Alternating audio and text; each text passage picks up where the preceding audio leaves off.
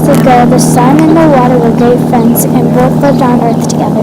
The sun very often used to visit the water, but the water never returned his visits.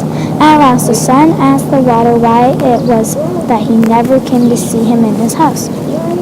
The water replied that the sun's house was not big enough, and that if he came with his people, he would drive the sun out.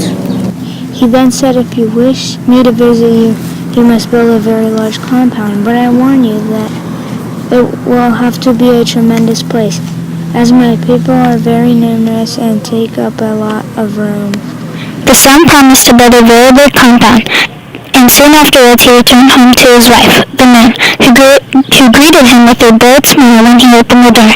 The sun told the moon what he had promised the water, and the next day commenced building a huge compound in which to entertain his friend. When it was complete, he asked the water to come and visit the next day.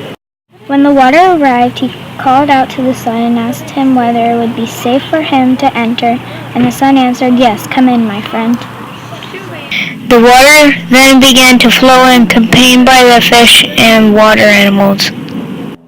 Very soon the water was knee-deep, so he asked the sun if it was still safe, and the sun again said, "Yes," so more water came in. When the water was level with the top of a man's head, the water said to the sun, "Do you want more of my people to come?" The sun and the moon both answered yes, not knowing any better. So the water flowed on until the sun and moon had perched themselves on top of the roof. Again the water addressed the sun by receiving the same answer, and more of his people rushing in. The water very soon overflowed the top of the roof, and the sun and the moon were forced to go up into the sky, where they have remained ever since.